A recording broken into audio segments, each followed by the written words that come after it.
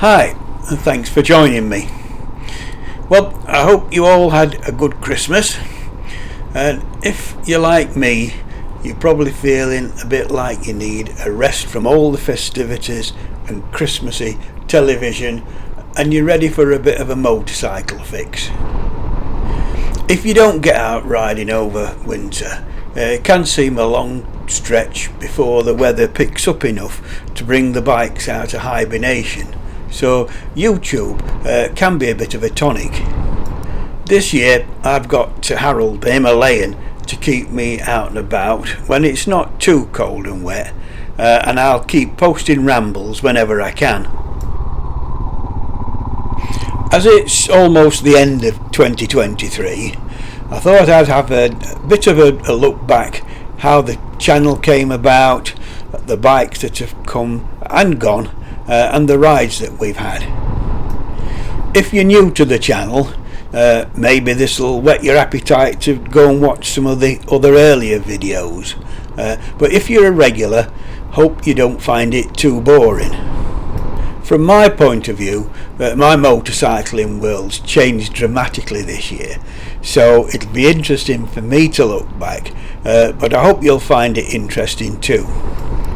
This time last year I was actually doing very little riding. I had Libby and Dave, the 1940s Harley Davidson WLAs, tucked up in the shed, and was probably averaging only a few hundred miles a year at tops. This contrasted dramatically with my position about 8 years previously, when motorcycles were my only transport and I was doing 250 miles a week all year round. I do remember it was another cold wet winter and I suddenly got fed up with being, cold and wet. I think it's probably partly an age thing as well, because your body gets less tolerant to the weather. Vasily, the Ural combination, he was my everyday bike at the time, but I sold him off and bought an old Land Rover. Not much of a step up, admittedly, but it kept me dry and sort of warmish, and that was really the start of the decline. Over subsequent years I used the bikes less and less. My interest was still there. I went to bike shows, I took a couple of magazines regularly, but for whatever reason the spark had gone. Jump forward to 2022 and I saw the adverts for the new BSA. Now, I've had a few BSAs over the years, and straight away this classically styled but modern bike grabbed my attention. I was re-enthused, if that's a word.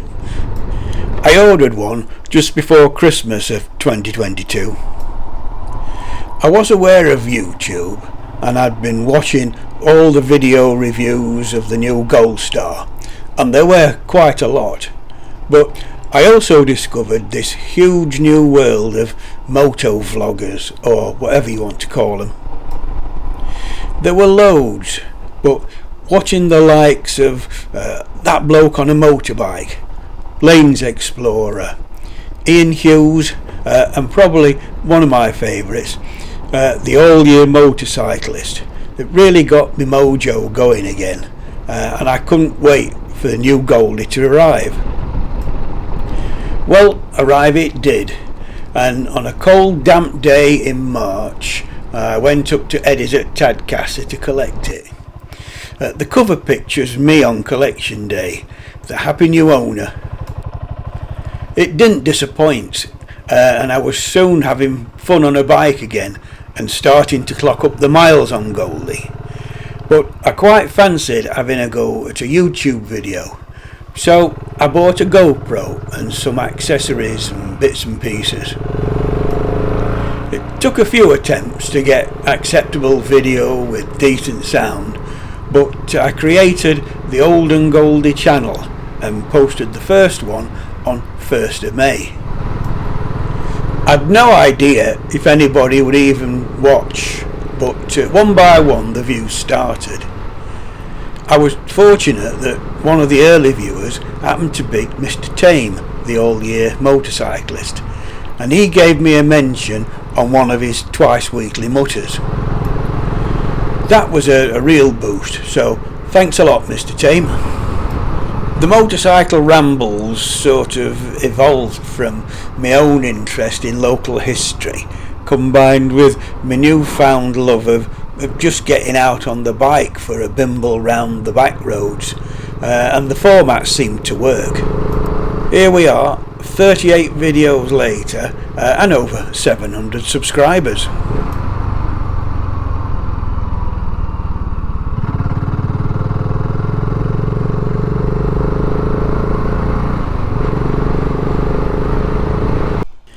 In May, I introduced Dave, my 1942 Harley Davidson WLA. He's an ex-US military bike that at some stage in his life was civilianised, as were a lot of them after the war. These might look like your typical Harley Davidson, big, heavily built and sporting a V-twin engine, but these early ones are a mile away from what's on offer from Milwaukee today. The low compression 750cc side valve engine is just so laid back in the way it delivers power.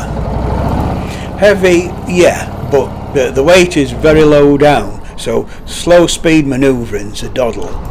The foot clutch and hand gear change makes them a bit strange to ride till you get used to it, but I've had 3 of these now, so don't have a problem. Now, I had intended using Dave more and doing some motorcycle rambles on him, but I'm afraid it just didn't pan out that way. Lovely bike, but for various reasons he ended up leaving to go to a new home in July, but he did feature in one final video to say goodbye to him.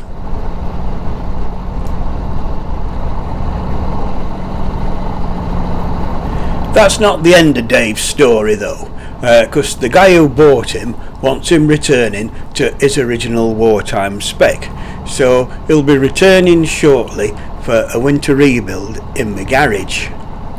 I'm intending to do a series of videos in the new year as the build progresses, so watch out for that. That should be interesting.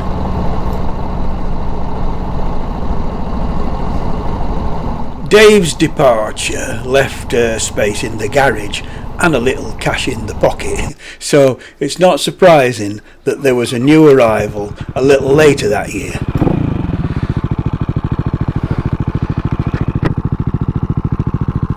Al, the CCM Spitfire bobber, entered the garage in September.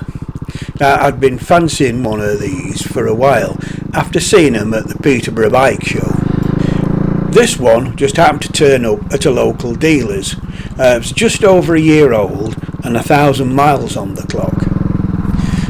They are a bit different and probably a bit of a Marmite bike, but I love it.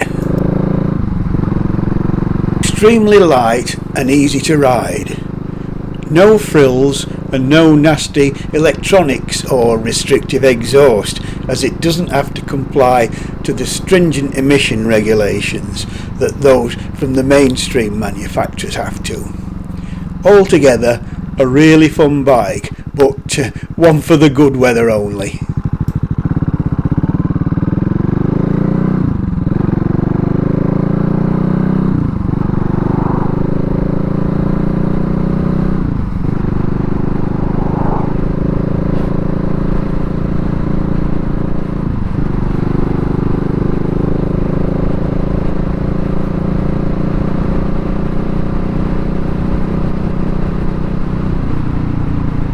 September saw me up the northeast with Libby, the 1943 Harley Davidson WLA.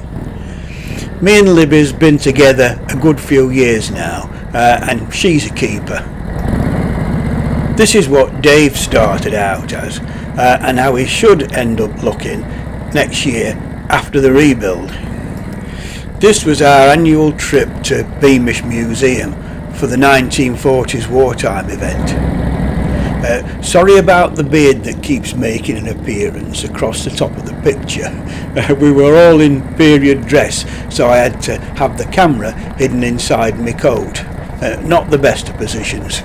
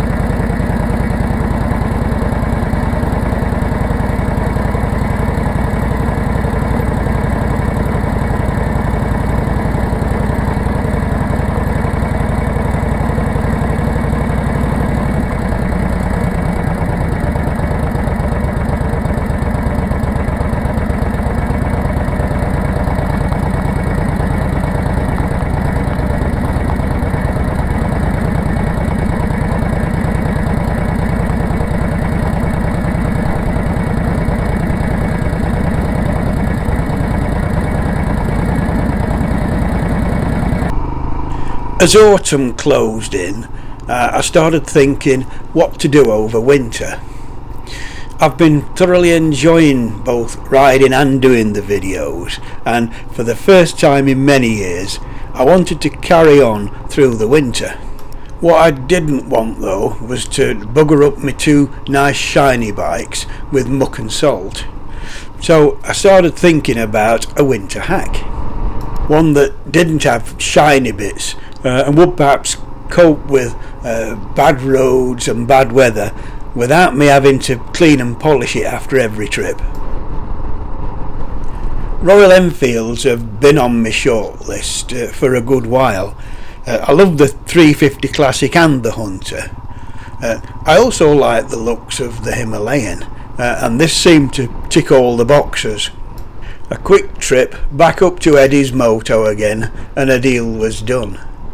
Here's that happy customer again at Eddie's in October, taking delivery of Harold. Well, that brings us up to date as far as the bikes are concerned. Libby, Goldie and Al, they're tucked up in the garage till next spring, but Harold's earning his living and keeping me happy while the weather's not too dire. He's turned out to be a great bike for this kind of riding. We've done just over 1,200 miles together, so he's officially running now. A couple of minor gripes, but hey, no motorcycle's perfect. I'll not go into detail here because I'll probably do a more in-depth review on how we're getting on together next spring, once I've had a winter riding him. As I mentioned earlier, this is video number 38 since I started the channel 8 months ago. There are a few reports on my bikes and visits to shows in there, but most are motorcycle rambles. I had a reasonable knowledge of the surrounding area already, but doing these trips has really opened my eyes to just what a lovely part of the country I live in. I've discovered villages and places I never knew existed, and the history and tales never cease to amaze me. From the comments I get, you seem to find a lot of this interesting too, which is great. We've had photo stops on all the bikes at some interesting places. Churches crop up quite a lot because I love the architecture and the history. Windmills, both with and without sails, scenic views, stately homes, ancient relics, old ruins, monuments, and even giant giraffes.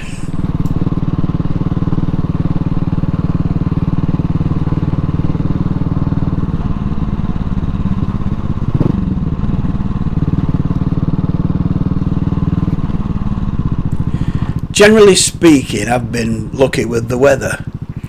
Most trips were done on dry, if not always warm days, except for one notable exception. Here I am on Al the Spitfire bobber in northeast Lincolnshire without my waterproofs and getting a thorough soaking. The thing is though, I still enjoyed the ride, and I remember at the time couldn't help smiling to myself. Must be mental.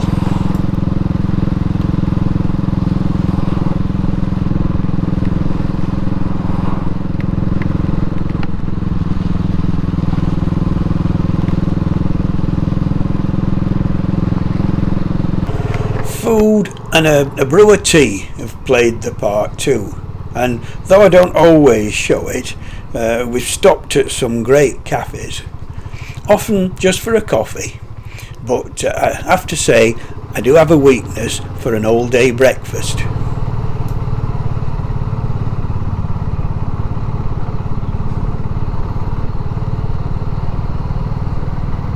All in all, it's been a good year for me. As far as motorcycles are concerned, I've certainly got my mojo back.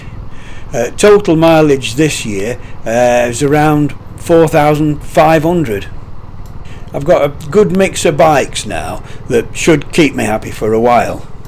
Goldie, the BSA Goldstar 650 that kicked this all off in March. Al, the CCM Spitfire bobber. Harold, the Royal Enfield Himalayan. And not forgetting Libby, the 43 Harley WLA. All quite different, but I love them all. Not only am I enjoying the riding again, but I've now got the added interest of doing the videos. On top of that, there's all the new friends I've made through the YouTube channel. A great big thank you to all who watch, subscribe and take time to comment.